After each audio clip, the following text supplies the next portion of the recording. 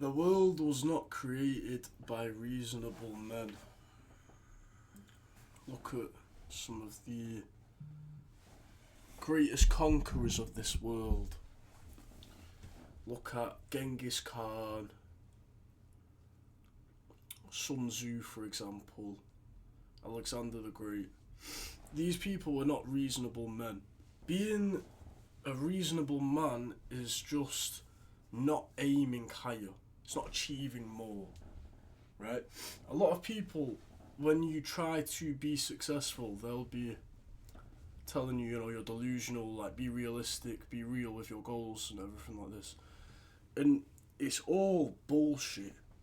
You're not delusional.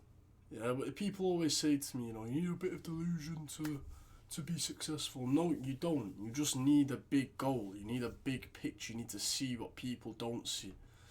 It's not delusion. You just think higher.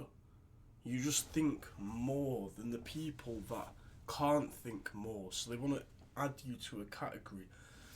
Because delusion is almost like a bad thing. Oh, she's delusional, she's crazy. Oh, he's a bit of a spastic, he's a bit delusional. Cool.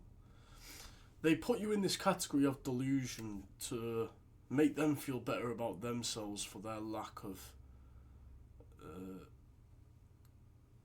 being able to envision a future where they succeed and fly by everyone else, right?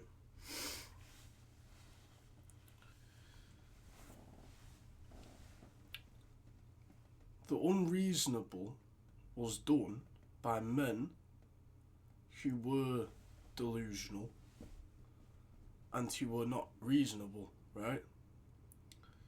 If you want to get anywhere in life, then if we put logic together, you have to be unreasonable.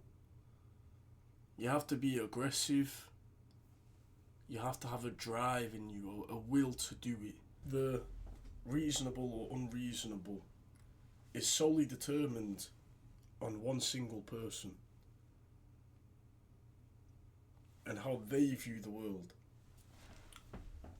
Unreasonable and reasonable is not a category that has the same value throughout everything. So let me make this make sense to you. A man who makes $20 million a year knows, and it's not unreasonable for him to expect that he'll make at least $1 million next year. The man who's never made any money in his life finds it unreasonable to make $10 next week. So, as the saying goes, beauty is in the eyes of the beholder. Rationality is also in the eyes of the beholder. Do not let people who are closed-minded and don't think a lot determine your ceiling of rationality, your ceiling of reasonability. Because that's how you feel. I don't know if you've ever seen, but there's a picture of crabs in a bucket. There's a crab trying to climb out, and what happens when crabs are in a bucket is they'll end up pulling each other back down so that no crab can escape out of that bucket. And if the crab tries to climb out multiple times, they end up essentially pulling its legs off, pulling its hands off, or even killing it, right? So if we apply this logic to rationality and reasonability, if you let somebody else in a small bucket, in a small world, in a small mind, define your ideals, your mindset towards things, and define what you think that you can do, you're allowing this sky to pull you back down into a small bucket, like crabs in a bucket. So you're not unreasonable, you're not delusional. You have big goals and dreams, and when other people are uncomfortable with that, they believe that you are delusional or irrational. there is nothing wrong with you for wanting more, especially if you are a man. It's in our DNA. It's primal for us to want more. As men, we're very competitive, and if you actually have like balls, if you have a bit of testosterone in you, you don't like being beat. You don't like people having like a power over you. And this is what I mean by it's natural to want more.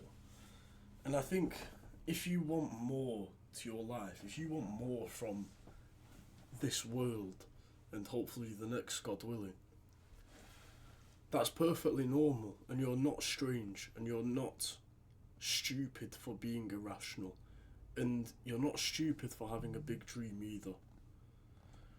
There's always going to be people that have something to say about you regardless, and that's because there's always going to be somebody under you. It doesn't matter. There's always going to be somebody under you.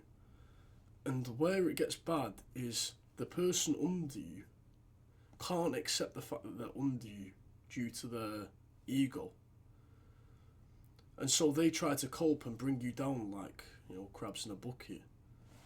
And they start looking up and they start kind of like picking at you for certain things. Maybe it's not straight to your face like, you're a spastic, but they'll say like certain things to kind of make you come down to their level. And this is again the crabs in a bucket effect. So, to my future kids, I just want you to know that if anybody doubts your version of reality or doubts your goals and ambitions, just know those people won't amount to what you will amount to.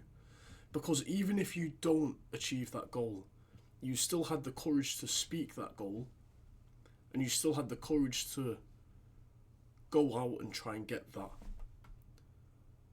And you never know where life takes you. Life can take you down multiple paths. And maybe chasing one goal or doing one action in life will lead you down another path, where the path you've just been on will directly help you into the next stage of your life. For example, one of my boys, he got an apprenticeship today, and he's, God willing, going to accept it, otherwise he'd be a bit of an idiot. And I can't remember too much the specific details, but it's a company that manages properties, and the properties that get managed, he gets commission on if he brings more landlords to that company. So I said to him, look, I've got an idea. I know a lot of landlords from my previous job. My boys know a lot of landlords from the job they're in now. Let's contact all of these landlords and try and get them to come to this company, and we can be splashing out and rolling in it. But this is an example of where one path of my life, which I didn't really think would help me that much in terms of making a lot of money. Obviously it taught me the necessary skills of selling, but I didn't think it would really help me that much into the future like it is now. That could be a potential pathway of making me a lot of money through the people I know, the people I met, and the people that I keep in contact with. So the point being is, you go through these paths in life, and maybe you think they have no real relevance. Maybe they won't really help you in the future, but they will. And they could potentially help you get to that dream or that goal. Like making more money, getting in better shape, doing this, doing that. So build relationships. Walk down a path that people haven't necessarily walked down before. Don't be afraid to be different. Don't be afraid to go against the grain, go against the crowd. Don't be afraid to be ambitious. And don't be afraid to set goals and do everything you can in your power to achieve them. Because I guarantee you now, regardless of what anybody says, if you work every single day and you do the same thing over and over again, and it's positive and it's a high return investment activity, then you will see the success of that. There is no way that if you do not do something for a certain amount of time, and if it needs reiterating, reiterate it, you will not see success. If you go to the gym every day and eat clean, and you eat more than you burn, you're going to put on muscle. And that's the same for success. It's a compounding effect. This has gone off on a little bit of a tangent, but it's also still valuable information. It's a compounding effect in life. This is another reason why unrealistic, unreasonable men conquered the world. Because of compounding actions. Genghis Khan didn't go and conquer half of the world and kill, I think it was 3/4 of the world's population overnight. It was a compound effect that caused this. So not only the key points I mentioned before are relevant to this, but also many other points and smaller subtopics that go into, I guess, the art of conquering, the art of achieving. So I might make some more videos on the smaller subtopics, but this is quite a broad overview of why you don't actually need to be a reasonable person. You shouldn't be realistic. None of that matters.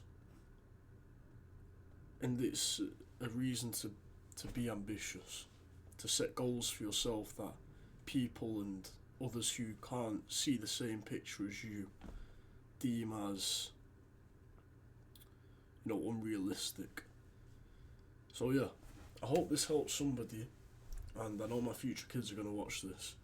So kids, I'm proud of you.